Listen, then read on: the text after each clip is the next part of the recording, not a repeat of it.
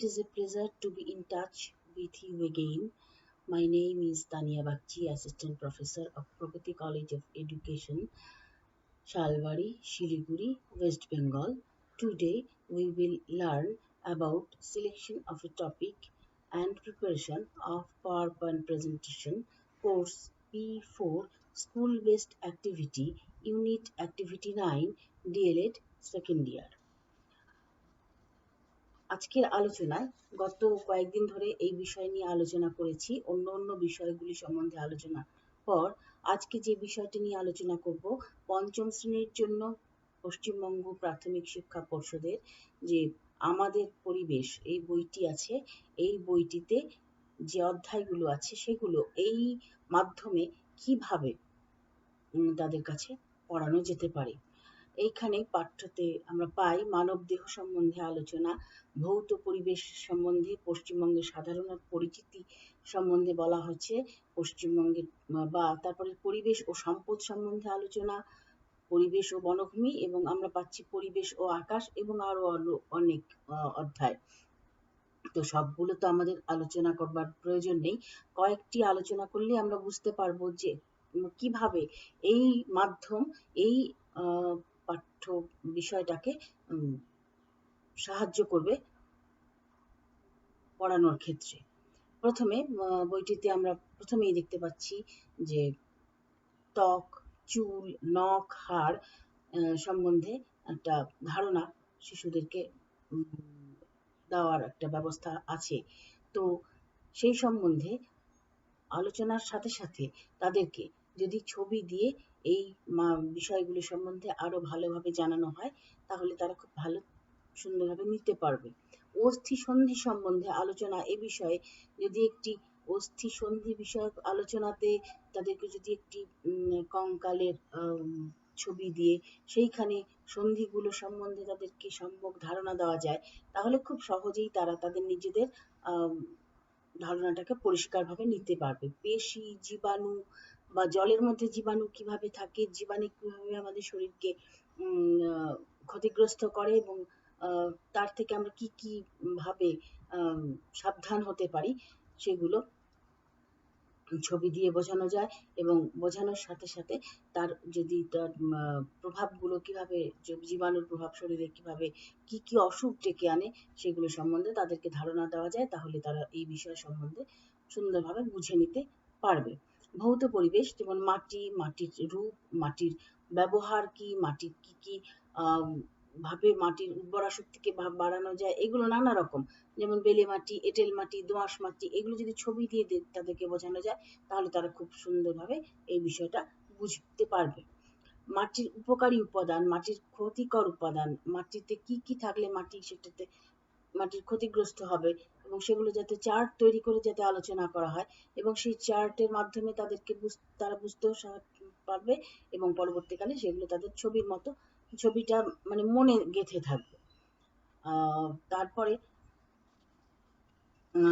তাদেরকে যদি আমরা জল সম্বন্ধে ধারণা প্রসঙ্গে, জল এবং সেই সমুদ্র, নদী, এবং কিভাবে জল সংরক্ষণ করা যায়, নদীর কিভাবে উৎস হয়, এবং সমুদ্রের জল কেন নোনা, এইগুলো সম্বন্ধে ধারণা তাদেরকে আমরা দিতেই পারি, এবং ছবি দিয়ে দিয়ে এবং কতগুলো নদীর বর্ণনা দেওয়া যায়, কোথায় কোথায় কোন নদী আছে, এবং বিশেষ বিশেষ নদী সম্বন্ধে, সমুদ্র সম্বন্ধে ধারণা, তার প্রকৃতি বৈচিত্র্য, এবং তার ভারতবর্ষের কোথায় কোথায় আমরা সেই বিষয়গুলি সম্বন্ধে, পশ্চিমবঙ্গের যে আমরা দেখতে পাই, পশ্চিমবঙ্গেও যে আমরা বঙ্গোপসাগরের সম্বন্ধে একটা আলোচনা ছোট ছোট করে তাদেরকে ধারণা তো দেওয়াই উচিত। আর এগুলো যদি ছবির মাধ্যম নিয়ে আমরা আলোচনা করি, ছবিকে মাধ্যম করে, তাহলে সেটা আরো ভালোভাবে তারা নিতে পারবে। জীবজগৎ সম্বন্ধে ধারণা প্রসঙ্গে পিপিটি খুব সুন্দরভাবে তাদেরকে বুঝতে সাহায্য করবে। আর একটা অধ্যায় আছে পশ্চিমবঙ্গের সাধারণ পরিচিতি। পশ্চিমবঙ্গের সাধারণ পরিচিতি, পশ্চিমবঙ্গতে তারা তো আমরা বাস করি, কিন্তু পশ্চিমবঙ্গ কিরকম মানে ম্যাপে তার পরিচিত্রটা কিরকম, কোন কোন জায়গা নিয়ে পশ্চিমবঙ্গ গঠিত, এবং ছোট শিশুদের সেই সম্বন্ধে একটা ভালো ধারণা ম্যাপ দিয়ে বা মানচিত্র দিয়ে দেওয়াই যেতে পারে, এবং এই পিপিটি সেটাতে খুব সাহায্য করবে। মালভূমি, তারপর মাটির প্রকারভেদ, রাঢ় অঞ্চল, এখানকার নদীর সম্পর্কে ধারণা, পাহাড় পর্বত সম্বন্ধে ধারণা, সমস্ত কিছু কোথায় কোনটা আছে তাদেরকে যদি ম্যাপ দিয়ে দিয়ে বোঝানো যায়, তাহলে তারা তাদের বুঝতে সুবিধা হবে, মনে রাখতেও খুব সুবিধা হবে। সুন্দরবন এলাকাকে সুন্দর করে আলোচনা করবার প্রসঙ্গেও এই পিপিটি মানে সাহায্য করবে। কেন কি যে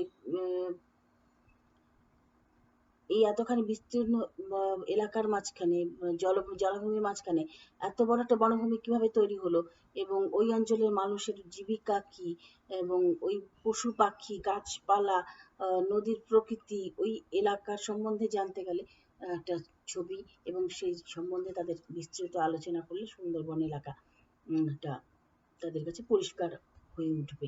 পশ্চিমবঙ্গের পর্বতশ্রেণী সম্বন্ধে আলোচনা, এই পিপিটি বা তার মাঝখানে যদি আমরা ছবি দিয়ে দিয়ে আলোচনা করি পিপিটিতে, এবং সেখানকার পর্বত শৃঙ্গ সম্বন্ধে বিস্তৃত আলোচনা, উত্তরবঙ্গের পর্যটন কেন্দ্র এবং সেইখানে পর্যটন এবং সেই অঞ্চলে, পার্বত্য অঞ্চলে চাষাবাদ কি করে হয়, এবং কি কি ভালো চাষ হয় সেগুলো, পশ্চিমবঙ্গের জেলা সদর সম্পর্কে, জেলা সদর সম্পর্কে আলোচনা, তারপরে শহর এবং নগরের কথা, তারপরে সেখানকার উৎসব, শিল্প, সেগুলো নিয়ে যদি একটা বিস্তৃত আলোচনা করা যায়, এবং সেখানে যদি ছবি দিয়ে দেখানো যায় শিল্পগুলো কি কি কি কি উৎসব হয়,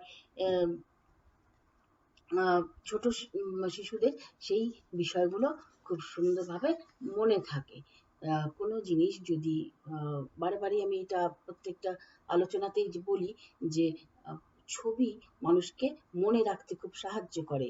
এটা এমনই একটা মাধ্যম যে মানুষ খুব সহজেই সেটা মনে রাখে, যে ছবি দেখলে পর, সেটা শোনার থেকে দেখাটা একটা বিরাট মানে উদ্দেশ্য সিদ্ধ করে।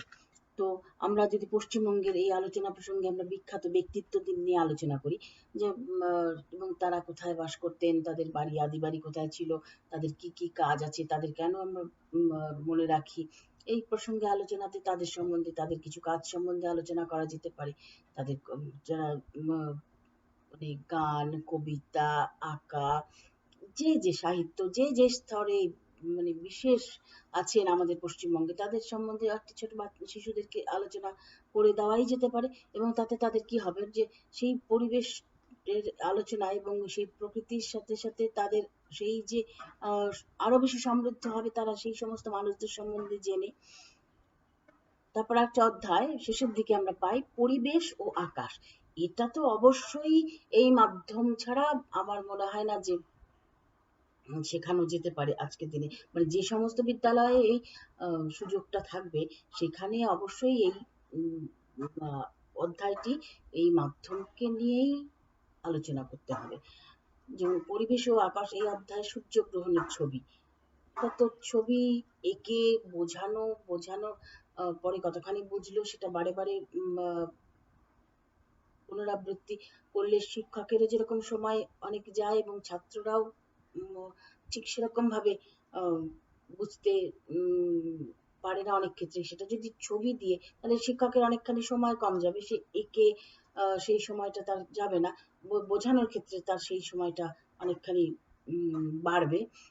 তাহলে সূর্যগ্রহণের ছবি, তারপরে খণ্ডগ্রাস সূর্যগ্রহণ, চন্দ্রগ্রহণের ছবি, বা পৃথিবী এবং চাঁদের কক্ষপথ, এগুলো নিয়ে আলোচনা যেভাবে আছে এই বইটির মাঝখানে, এবং বইটির ছবিগুলোকে যদি বড় ছবি করে এবং সেটা যদি পাওয়ার পয়েন্ট প্রেজেন্টেশনের মাঝখানে উপস্থাপন করা যায়, তাহলে মনে হয় যে খুব তাড়াতাড়ি তারা সূর্যগ্রহণ, চন্দ্রগ্রহণ, মানে পৃথিবী এবং চাঁদের কক্ষপথ, জোয়ার ভাটা কাকে বলে, এবং সত্যি খুবই না বুঝতে পারারই বিষয় যে ছোট ছোট শিশুদের জোয়ার ভাটা সম্বন্ধে আলোচনা করা, এবং তারা বুঝতে নাই পারতে পারে যে জোয়ার ভাটা কি, কিভাবে হয়।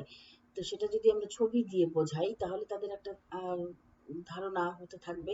পরবর্তীকালে তারা তাদের বাস্তব জীবনে যখন আস্তে আস্তে বড় হবে, তখন সেটাকে আরো সুন্দরভাবে বুঝে নিতে, তাহলে প্রথম শেখাটা যদি তাদের স্বচ্ছ হয়, তাহলে পরবর্তীতে সেই ধারণাটা গড়ে ওঠাটার উপরেই তার পরবর্তী অধ্যায়গুলো আরো সুন্দরভাবে সে গ্রহণ করতে পারবে।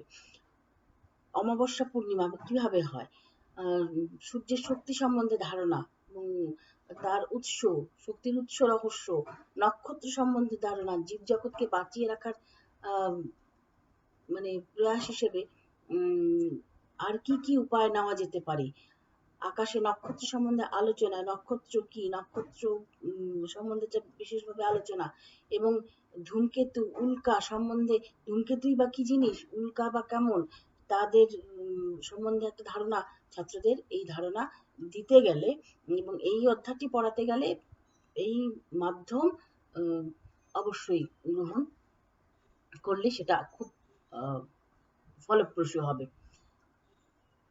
যে সমস্ত বিদ্যালয়ে এই সমস্ত সুযোগ আছে অবশ্যই আমার মনে হয় ছাত্রছাত্রীকে শেখানোর ক্ষেত্রে শিক্ষক এই মাধ্যমকে গ্রহণ করেই আগাবে। যাই হোক, আজকের আলোচনায় তোমাদের একটা ধারণা দিলাম যে পঞ্চম শ্রেণীতে এই বিষয়টাকে পড়াতে গেলে পিপিটি কিভাবে উপস্থাপন করা যায়। আমি দুটো অধ্যায় নিয়ে বিশেষ করে আলোচনা করেছি এবং শেষের অধ্যায়টা সম্বন্ধে তো তোমাদেরকে বললামই এবং আশা করি তোমাদের উপকারে লাগবে। আজকে আলোচনা এই পর্যন্তই। আশা করি সবাই সাবধানে আছো, সবাই সাবধানে থাকবে, সুস্থ থাকো। আজকে